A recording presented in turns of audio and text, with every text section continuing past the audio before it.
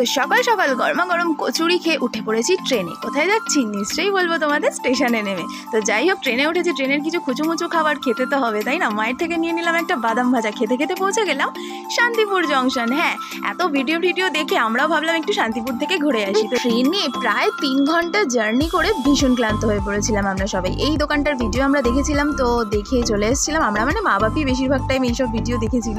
তো যাই হোক, এদের এখানে দেখলাম বেশ তাঁতের কালেকশনটা, তসর জামদানি এগুলোর কালেকশনটা বেশ ছিল।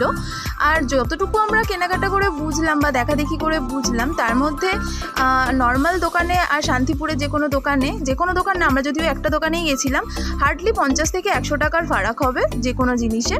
তো সেরকম কিছু আমরা বুঝলাম না, বা হয়তো হতেও পারে আমরা ঠিক দোকানে গিয়ে পৌঁছোইনি সেরকম।